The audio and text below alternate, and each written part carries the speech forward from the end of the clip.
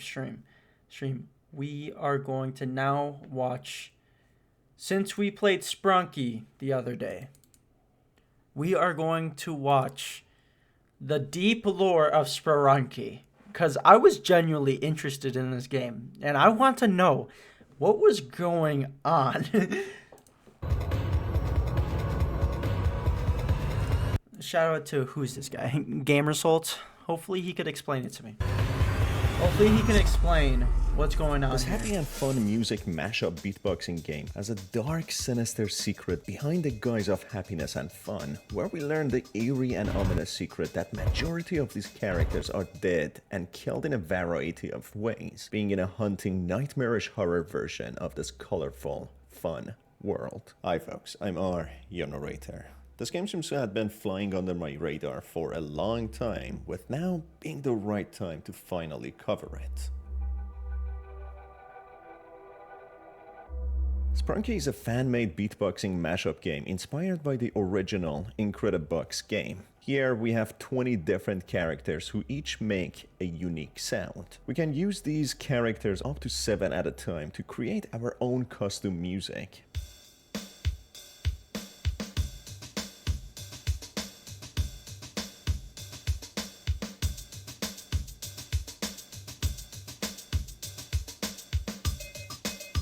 But there is a horrifying secret. I'm not gonna lie, mine were so gassed during the video. You should definitely watch it if you haven't yet. What are you doing if you haven't watched it? Hidden within these characters, which we can only unveil when using the last character known as Black. Sprunky seems to be heavily inspired by the cartoon called Happy Tree Friends, which is very deceiving at first, as it appears to be intended for children, but it slowly devolves into violence and brutality, with the characters always dying in horrible I've ways. never watched that. This will be the same case for the characters in Sprunky when we switch to the horror mode. The very first character that we can use is Orange, who is canonically called Oren. Oren is an orange character making beats and someone who has been confirmed canonically to be dating a character known as Pinky. Oren likes bunnies, which makes sense as Pinky is a bunny herself. Oren also enjoys skateboarding, which is a little strange and bizarre as he doesn't have any legs. Oren's other hobby is listening to music through his headphones, which we can visibly see worn by him, and the character known as Simon appears to be his best friend. Now switching to the horror mode, Oren seems to have bleeding eyes while having a traumatized expression. His ribcage is opened while his beating heart makes the sound for the mashup beatbox.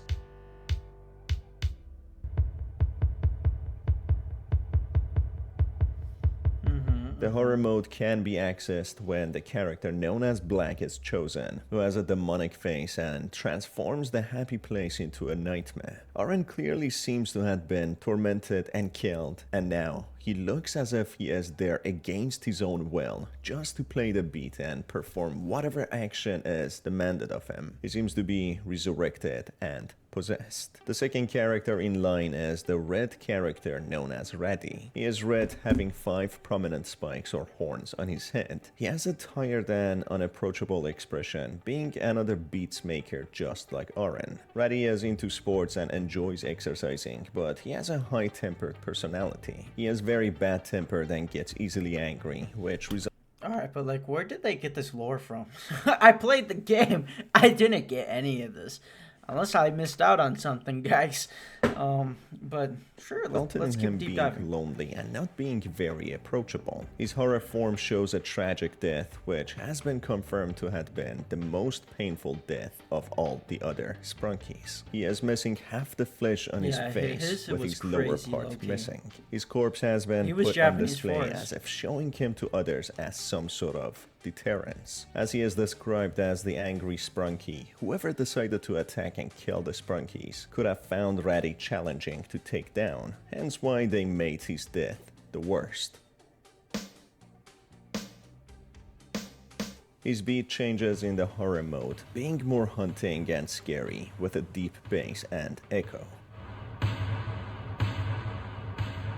Moving down the list, we meet the silver character known as Clucker. Just like the previous two characters, he is a beatmaker, having a cymbal on his head and accordingly making cymbal sounds. The cymbal moves around when he makes his beats. Clucker has been confirmed to have built two of the robotic characters with the help of another character known as Garnold. The characters he made are Funbutt and Mr. Fun Computer. This is in fact one of his hobbies, which is making things. The symbol on his head is not permanently attached to him, as he can easily take it off. In the horror mode, he makes a deep tapping sound with hunting echoes. Yeah, his head this is has been crazy. crushed with the symbol on his head by a mysterious character who seems to have been the same person or one of many who butchered all the other characters. The horror mode shows his eyes being bloodshot and blood. Oh, I have an idea how this lore is gonna be. Alright. Put in bets, chat. For me, I think Loki, I think the guys that didn't get murdered are the ones who like turned their back on all the other Sprunki characters.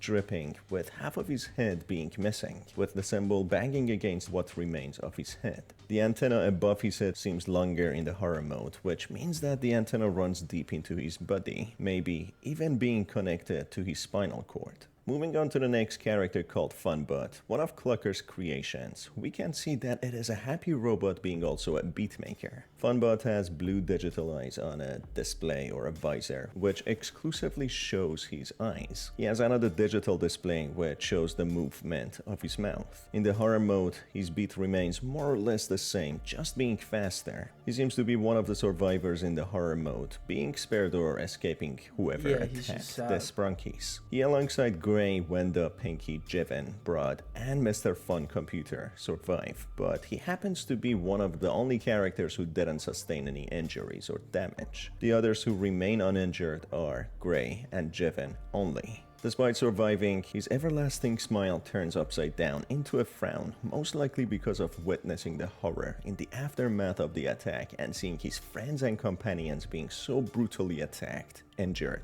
and killed. Finally, in the beat-making group, we meet Veneria, the green and earthly character. Veneria has a dark green horn and flowering vines on her head, which are meant to resemble hair. She doesn't seem to have any hair, with an art piece portraying her picking up the vine pile, which she uses as a wig! She's got a enjoys weave! gardening as a hobby and seems to be an environmentalist type of character, caring for the earth. Her horror form is possibly one of the most hers is disturbing, crazy. with plants sprouting through her eyes, poking out and through her eyeballs. Her eyes start bleeding and she seems to be screaming in pain. It's not clear how she suffered this problem. Whatever it is, it seems as if she became infected with some sort of disease to get into such a condition.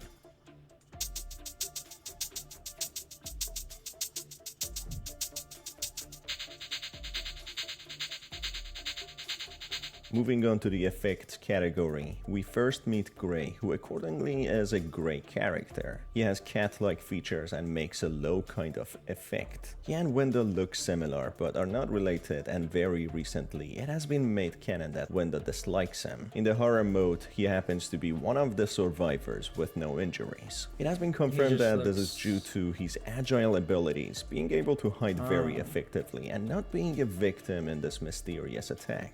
His ears can be seen drooping and his expression seems lost and distant, even though he is barely seen smiling. He just looks scared though. He looks terrified.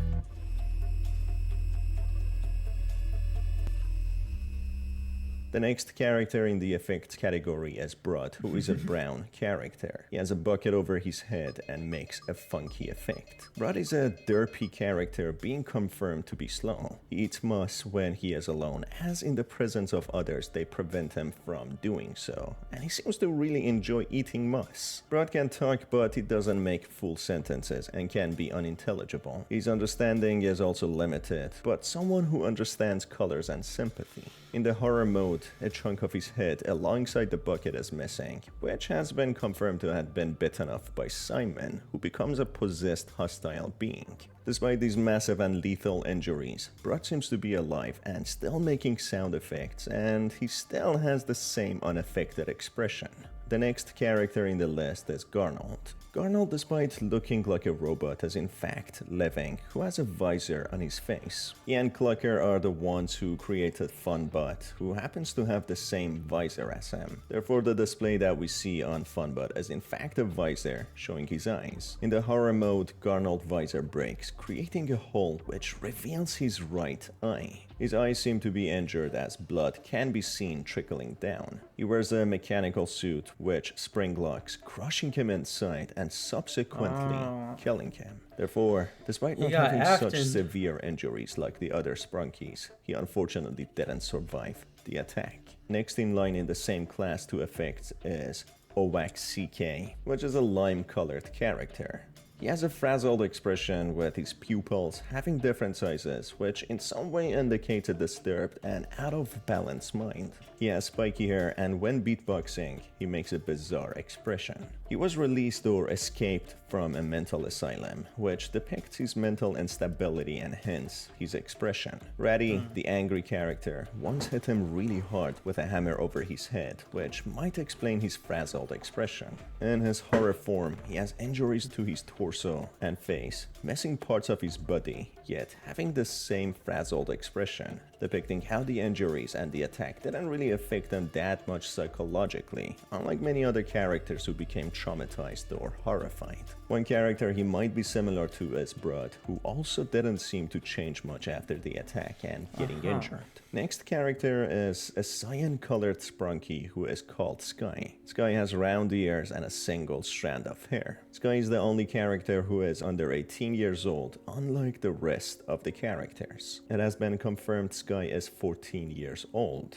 He enjoys collecting teddy bears and possibly playing with them. In the horror mode, we can see he had one of the worst deaths, with several poles or rods being used to take his life. Moving on to the melody section, the first character we meet is Mr. Sun. His sound is a chord and a nice happy melody in the normal mode. He appears as a cartoony sun with 8 orange spikes representing the sun flares. He has a happy, smiling expression. Despite looking small in the game, he happens to be the largest character, maybe the same size as the sun in the sky. It is canon that Mr. Sun doesn't have a gender despite being called Mr., so anything could go. For all we know, we could call him Miss Sun, but that might make it confusing and make people confuse it with a different character. In the horror mode, Mr. Sun loses his face and becomes a giant eyeball with flares. Just imagine seeing the sun in the sky with a giant staring eye. You can make some crazy As this tunes character though, is not living, it doesn't die, it just is abnormal. His happy melody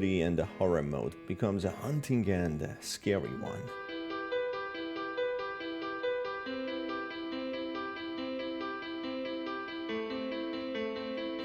Yeah, that was Next so on the tough, list in Loki. the same category is Derpal, who is a purple character. Derpal is a purple dragon with 2 long dark purple horns on his head and 2 dark purple fin-like shaped ears on both sides of his head. Derpal is friends with Simon, and despite being a dragon, he can neither breathe fire or fly. He likes to collect things and plays the trumpet. In the horror mode, he has a calm and disturbed, even maybe traumatized expression, with his mouth stretching to an abnormal size, which has made it into a popular theory that his jaw has been dislocated. Despite being a living being, he has been described as an abnormal, just like Mr. Sun, Mr. Tree, and Simon. Next character is a literal vibrant tree with a happy face called Mr. Tree. He seems to be happy and enjoying life and nature.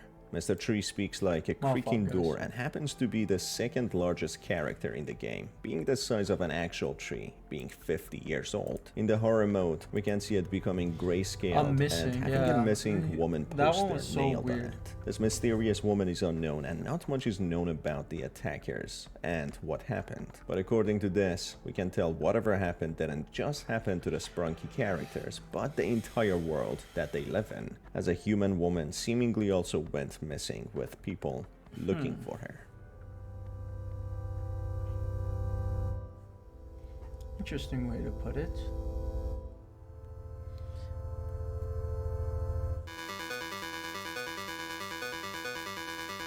Next in the melodies category is Simon, the yellow character. He forms a smile on his face and has a calm and collected expression. Yeah, Simon was and low-key Oren, crazy. despite looking similar, are not related, but they are good friends. He happens to be one of the fastest runners among all the Sprunkies, along with Reddy. In his horror form, he forms large teeth, having an out-of-control fidgeting demeanor, which might suggest that he has become possessed or has caught some sort of disease. He is the one who bites blood, who sustains his injuries. The last character So in they the got melodies tagged by each category is other. Tanner, who wears a fedora. Tanner has tan skin, having a calm expression. He has 4 ears, 2 on each side, which are pointed Those down are with the ears? I thought fedora that was holding his them in hair. place. His melody is whistling, with the horror mode becoming a haunting and echoed whistle.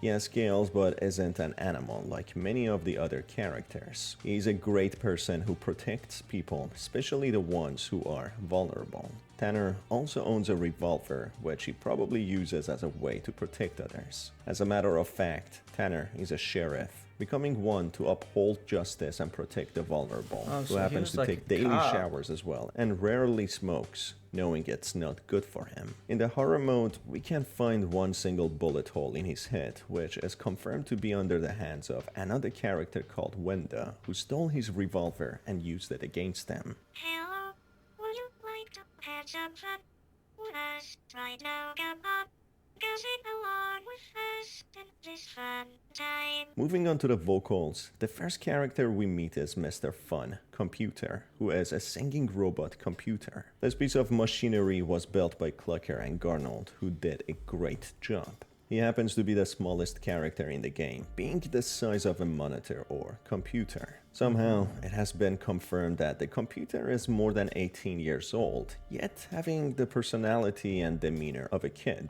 He is one of the survivors who is also an abnormal. The horror mode of Mr. Fun Computer sings a horrifying tune about running and hiding.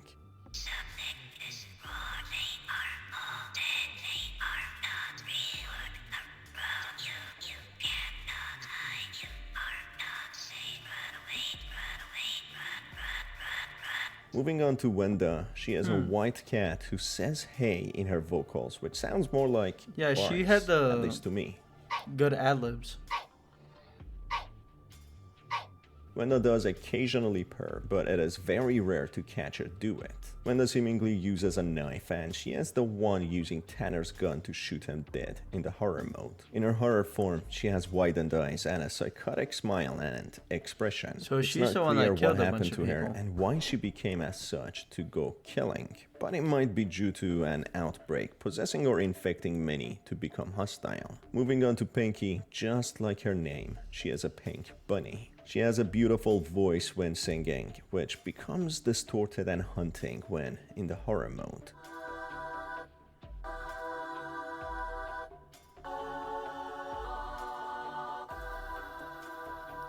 Yeah, what happened to her? Her face got ripped off.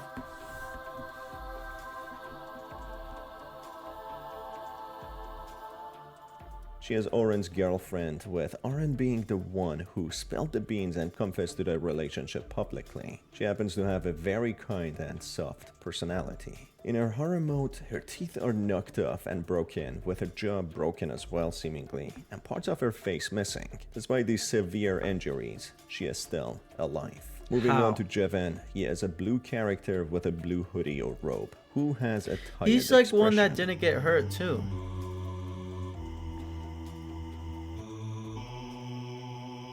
In the horror mode, he happens to be one of the only characters to survive without injuries, and even more rarely, he doesn't seem to be affected or possessed to become hostile and happens to be on the good side, despite his ominous look. And finally, the last character is Black, who is the reason we switch into the nightmarish horror mode. Choosing him, the vibrant, colorful He's the world of bad guy? Sprunki transforms into a dark nightmare-fueled place with eyes in the sky watching us. He has pitch black and ambiguous, who has a distorted human-like face that is heavily shadowed. Black seems to be behind all of the mishaps, causing the outbreak and the devastation caused on all the characters, making some become hostile and some become the victims, while some manage to survive. It's unclear if any outsider or stranger attacked the Sprunkies, or if the infected and possessed Sprunkies attacked each other only. Most likely, whatever Black did caused some to become psychotic and attack the other characters. Some managed to hide, some managed to survive despite the injuries, and some unfortunately died.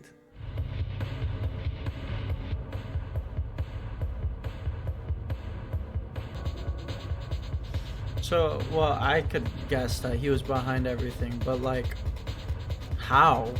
How did he do it?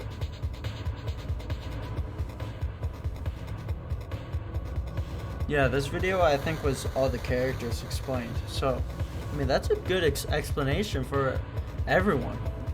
Kind of low-key want to know the lore.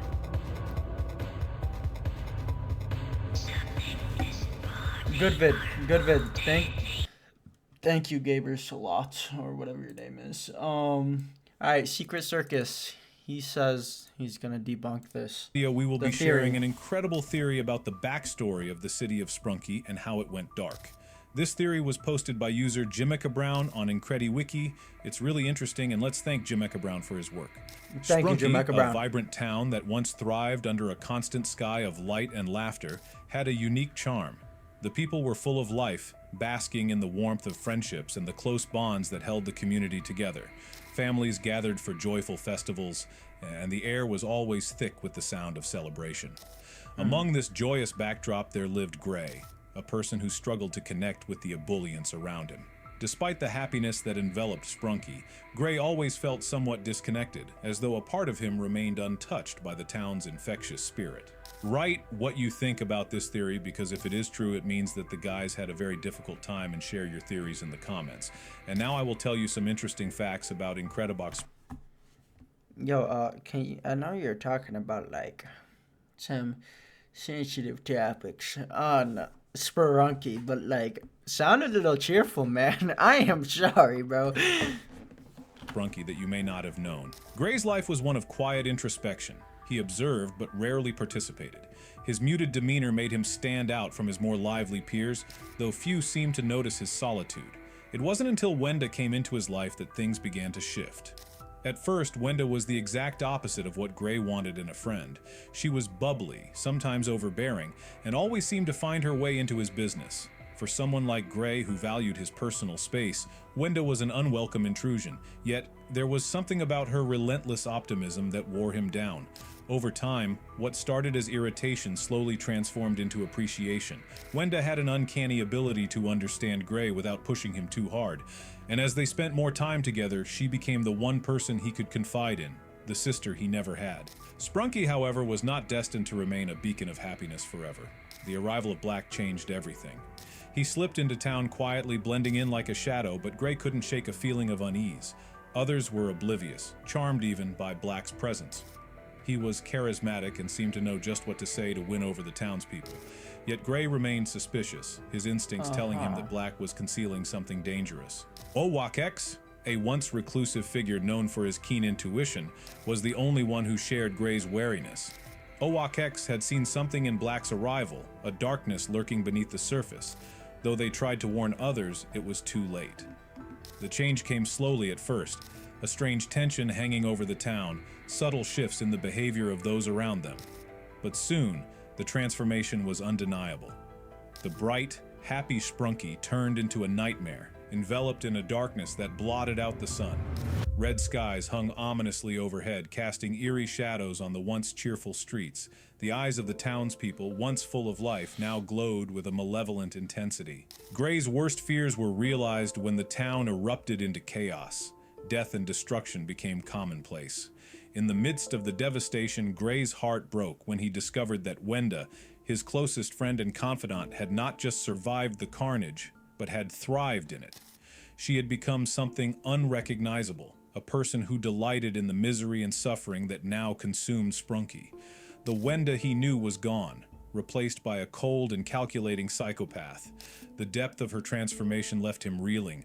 The betrayal was not just personal, it was as though everything he believed in had been turned inside out. With his world shattered, Gray fled, carrying with him the scars of what had transpired. In the wilderness beyond Sprunki, he met a group of survivors: Tunner, Funbot, Pinky, Jevin. Tunner's alive? He was shot in the head! How? And Brood. These were not just random people, but individuals who had each been touched by the horror that had engulfed their town. Tunner and Pinky bore physical wounds, having barely escaped the murderous rampage led by Wenda and Brood.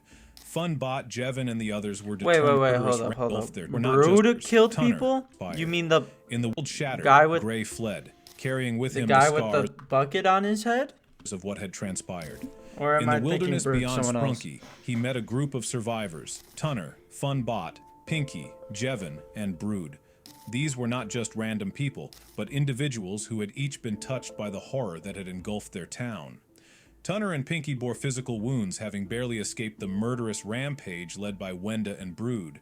Funbot, Jevin, and the others were determined to survive, but they were also focused on one thing: finding out what had caused the destruction of their home. Together, the group formed a fragile alliance, each member driven by a different motivation. Some sought revenge, others, like Gray, were simply trying to understand what had happened.